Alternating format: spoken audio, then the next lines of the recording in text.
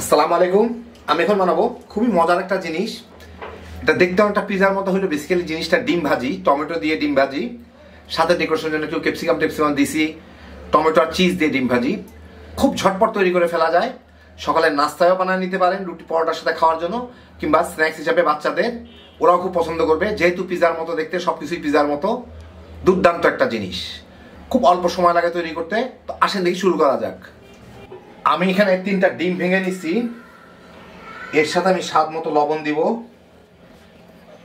একটু পেঁয়াজ কুচি দিব, দেশি পেঁয়াজ, একটু মরিচের কুচি। আপনারা কেউ চাইলে এগুলো না দিতে পারেন, বাচ্চা কাচ্চারা যদি খায়, ঝাল পছন্দ না করে, তাহলে পেঁয়াজ মরিচ না দিলেও হবে।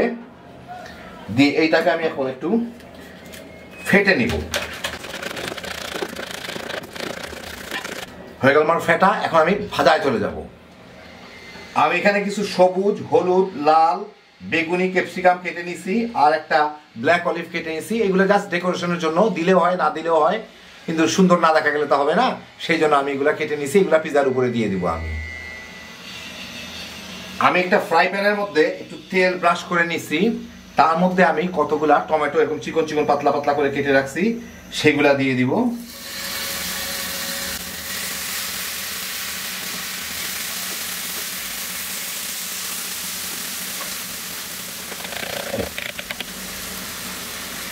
এর উপর আমি ঘুটে রাখা ডিমগুলা দিয়ে দিব।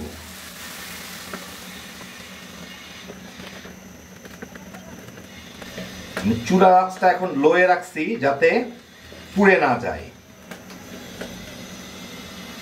সমানভাবে মরিচ টরিচ গুলা সব দিকে দিয়ে দিই, মরিচ পেঁয়াজ গুলা।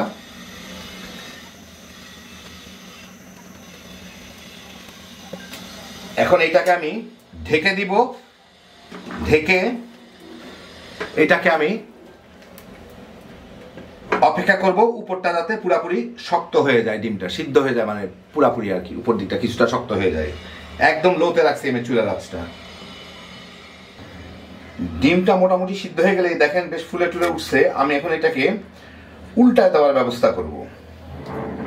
একটু দেখি খোঁচা দিয়ে কি অবস্থা, একটু ঝাঁকায় দেখি। হ্যাঁ,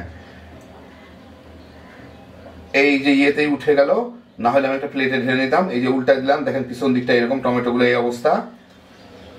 এখন এর মধ্যে আমি কিছু মোজারেলা চিজ এরকম শ্রেড করে রাখছি, এইগুলা উপর দিয়ে দিয়ে দিব, চতুর্দিকে ছড়ায় দিয়ে দিব। আমি এখানে বাংলাদেশি মোজারেলা চিজটা ব্যবহার করতেছি।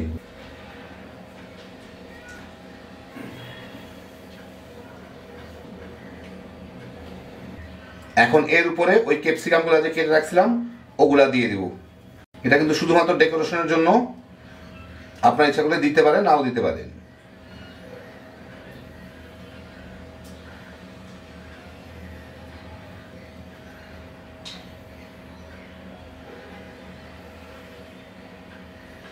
এখন এটাকে আমি আবার ঢেকে দিব।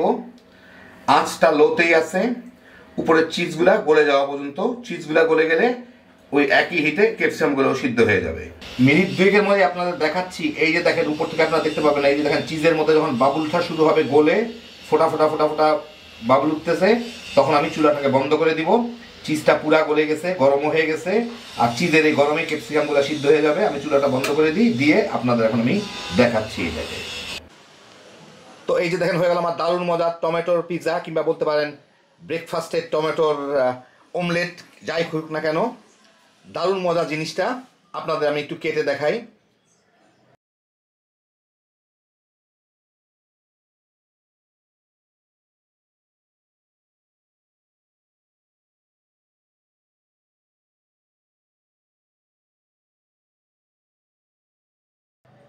এই যে দেখেন এইরকম। তো আমি চিজ টিজ দিলাম, অন্য কিছু দিলাম দেখার সুন্দর জন্য। আপনারা শুধুমাত্র টমেটো দিয়ে অমলেটটাও বানায় খেয়ে দেখতে পারেন, অথবা উপরে চিজও দিতে পারেন, ক্যাপসিকামও দিতে পারেন, যা খুশি তাই। এটা সকালে নাস্তা হিসাবেও ব্যবহার করতে পারেন আপনারা, শুধুমাত্র টমেটো দিয়ে যদি বানান। সকালে আমরা সাধারণত ডিম ভাজি খাই, ডিম ভাজির বদলে এটা একবার বানায় দেখেন, খাইতে খুবই মজা পাবেন ইনশাল্লাহ। আর বাচ্চা কাচ্চাদের জন্য যারা চিজ টিজ কিংবা পিজা করতেছে, খাইতে চায়, ওদেরকে একবার খাওয়ায় দেখেন, খুবই পছন্দ করবে। দারুণ মজার জিনিস, দেখতে যেমন সুন্দর, খাইতে তেমন মজা। হ্যাপি জোশের একটা আইটেম। দেখেন কত সহজে তৈরি করে ফেলা যায় শুধুমাত্র ডিম, টমেটো আর চিজ দিয়ে। আল্লাহ আপনাদের সবাইকে ভালো রাখুন, সুস্থ রাখুন, নিরাপদ রাখুন। ইনশাল্লাহ বেঁচে থাকলে আবার দেখা হবে। আল্লাহ হাফেজ।